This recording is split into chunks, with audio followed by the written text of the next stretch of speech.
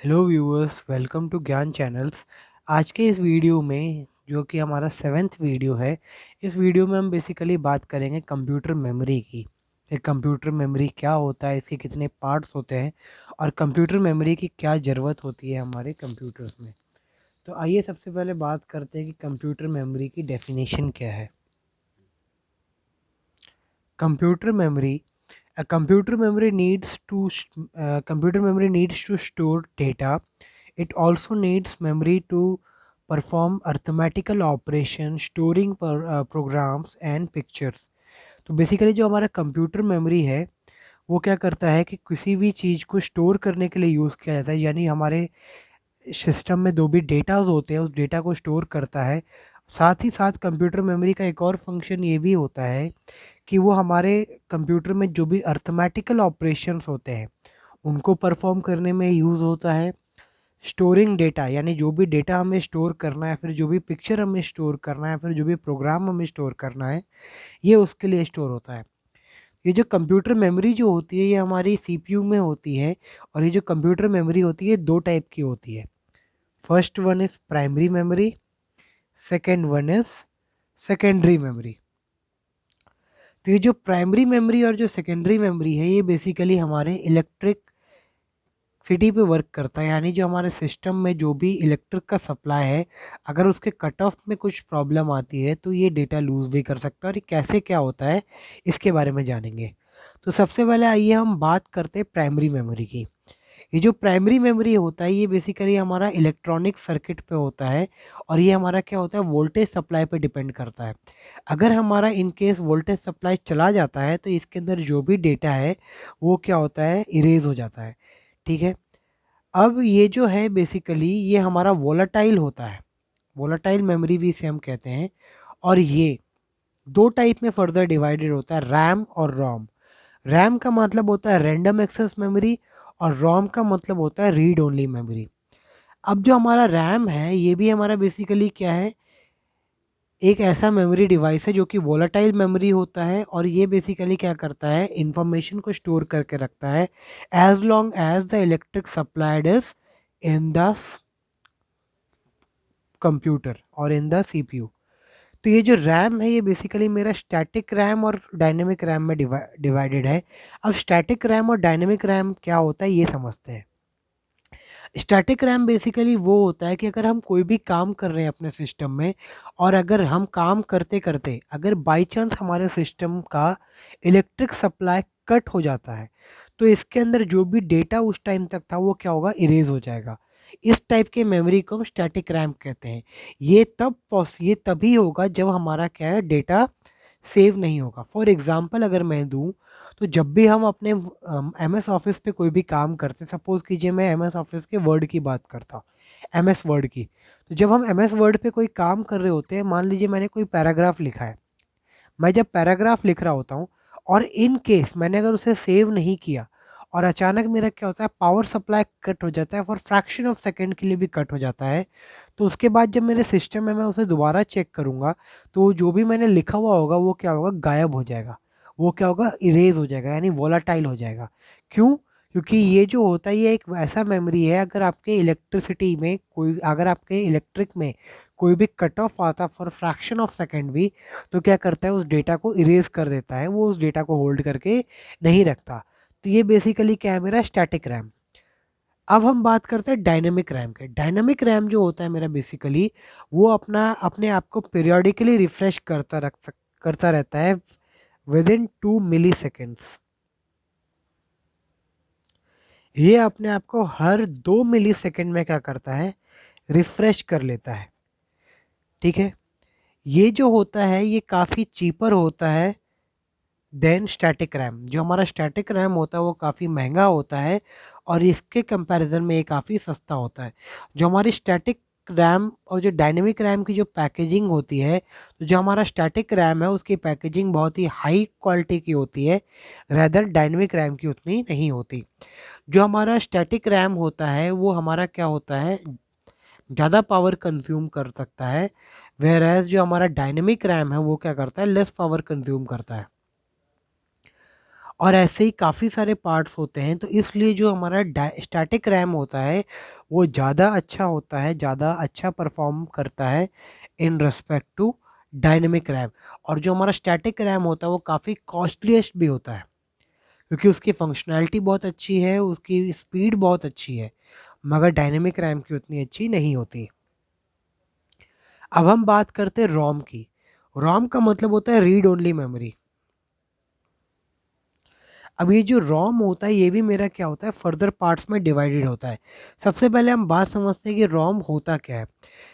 रोम basically क्या है कि हमारे सिस्टम के अंदर कोई भी जो पार्ट है, जैसे हमारे सिस्टम में जो भी अर्थमेटिकल ऑपरेशंस होते हैं, for example logarithm, square root, exponential, code conversion, या फिर साइन, कोसाइन, ये जो भी होते हैं ये फिक्स्ड होते हैं। तो रैम जो हमारा रोम होता है इसका बेसिकली क्या है कि जब एक बार ये मैन्युफैक्चर हो गया तो उसके अंदर क्या होता है, परमानेंट प्रोग्राम होते हैं। मतलब उस प्रोग्राम को हम कभी चेंज नहीं कर सकते। सपोज़ कीजिए जैसे लॉग या फिर मैं किसी भी चीज़ के बारे में बात करता हूँ, तो उसकी अगर हमने एक बार प्रोग्रामिंग या फिर किसी कंपनी ने एक बार प्रोग्रामिंग कर दी है, तो वो उसी प्रोग्रामिंग को यूज़ करके हमेशा आगे काम करता रहेगा, उसमें कोई भी चेंजेस फर्दर नहीं आएंगे। तो इस टाइप को हम कहते हैं रोम, यानी रीड ओनली मेमोरी। अब जो ये हमारा रोम है ये फर्दर कुछ पार्ट्स में डिवाइडेड है, जैसे प्रोम, ई प्रोम और डबल ई प्रोम। तो आइए सबसे पहले समझते हैं कि ये होता क्या है। सबसे पहले हम बात करते हैं प्रॉम की, कि व्हाट इज प्रॉम। तो प्रॉम का मतलब होता है प्रोग्रामेबल रीड ओनली मेमोरी। मैंने यहाँ पे इसकी डेफिनेशंस यानी फुल फॉर्म्स भी नीचे लिखी हुई है जिससे आपको कंफ्यूजन ना हो। इसका मतलब होता है programmable read only memory. Programmable read only memory का मतलब क्या होता है कि अगर यूज़र चाहे तो उसमें कोई भी अपने अकॉर्डिंग प्रोग्राम कर सकता है और प्रोग्राम करके उसे जा सकता है। जैसे कंपनी अपने अकॉर्डिंग प्रोग्राम करके उसे हमारे सिस्टम में फिट कर देती है, तो उसे हम चेंज नहीं कर सकते। तो अगर कोई यूज़र अपने अकॉर्डिंग कोई प्रोग्राम करना चाहता है, अपने अकॉर्डिंग कोई सेटलमेंट डालना चाहता है, तो वो भी क्या कर सकता है कि वो अपने रोम के अंदर प्रोग्रामेबल बना सकता है। तो इस टाइप के रोम को हम प्रॉम कहते हैं, यानी programmable read only memory. Next जो होता है हमारा ई प्रॉम होता है, erasable programmable read only memory. इसका मतलब बेसिकली क्या होता है कि जैसे मान लीजिए मैंने यहाँ पे किसी भी रैम रोम को प्रोग्राम किया था।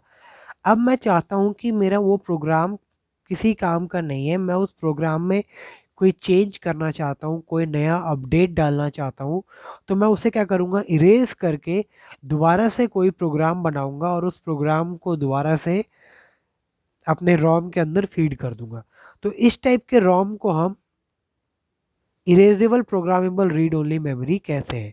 इसके बाद एक और एडवांस वर्जन आ जाता है जो कि हमारा क्या है, बेसिकली डबल ई प्रॉम।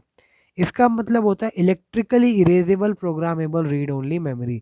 ये बेसिकली क्या होता है, इलेक्ट्रिसिटी के थ्रू इरेज करके हम इसे दोबारा रीप्रोग्राम करते जाते हैं जब तक हमें अपनी नीड सेटिस्फाई नहीं होती। यानी हमें जो भी प्रोग्राम करना हो, जिस भी हमें बेनिफिट के लिए प्रोग्राम करना है या फिर हमारे पर्सनल यूज़ के लिए कोई प्रोग्राम करना है, तो हम उसके अकॉर्डिंग इसे दोबारा प्रोग्राम कर सकते हैं, इसे दोबारा यूज़ करते चले जाते हैं। तो ये हमारा क्या है, basically double E PROM, electrically erasable programmable read only memory.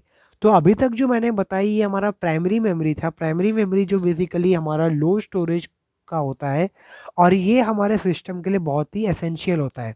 हमारा जो सिस्टम होता है उसके बिना इसके प्राइमरी मेमोरी के बिना हम यूज़ नहीं कर सकते। प्राइमरी मेमोरी को हम मेन मेमोरी भी कहते हैं।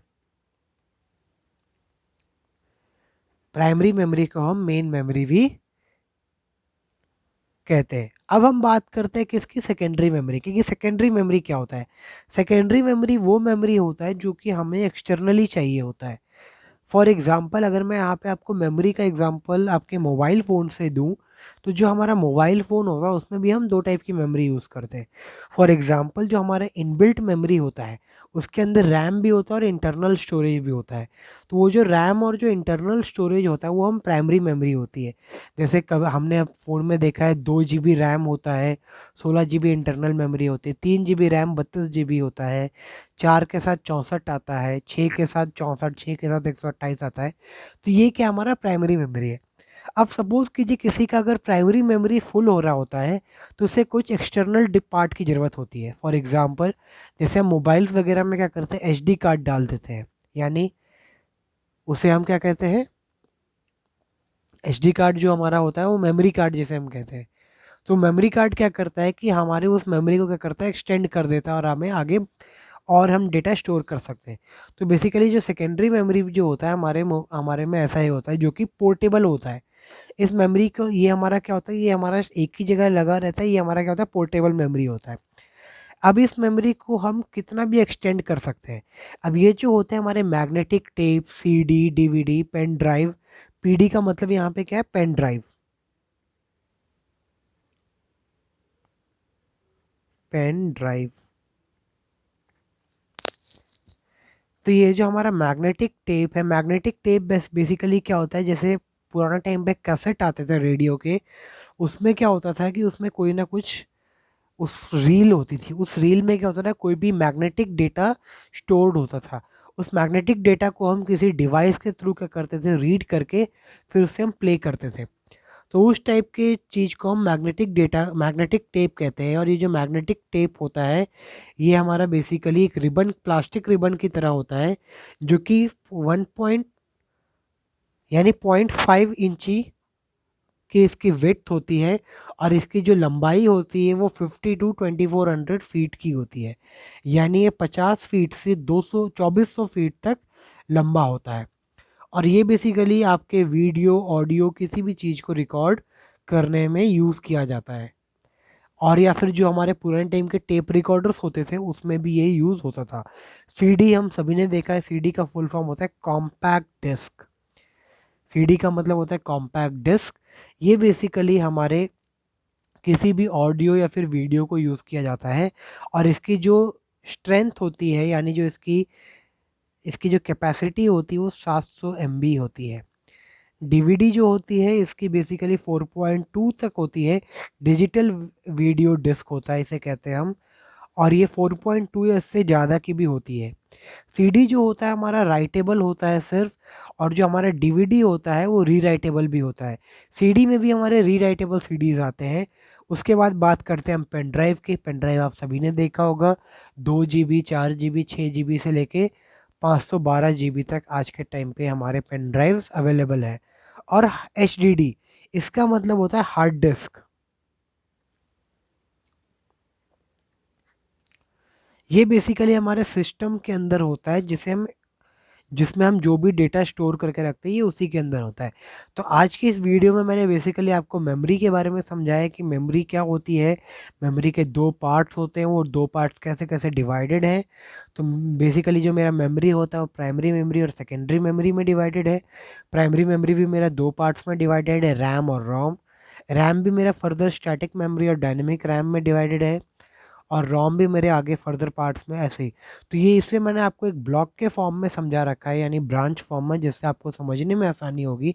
अगर आप में से किसी को भी कोई प्रॉब्लम या फिर कोई भी डाउट होता है तो कमेंट सेक्शन में जाके आप डाउट पूछ सकते हैं, या फिर मेरे गिवन मेल आईडी पे आप मुझे मेल करके भी अपने डाउट पूछ सकते हैं। तो आज के इस वीडियो में इतना ही। नेक्स्ट वीडियो में मैं आपसे सॉफ्टवेयर के बारे में बात करूंगा और टाइप्स ऑफ सॉफ्टवेयर की बात करूंगा। तो आज की वीडियो में इतना ही। Thank you viewers.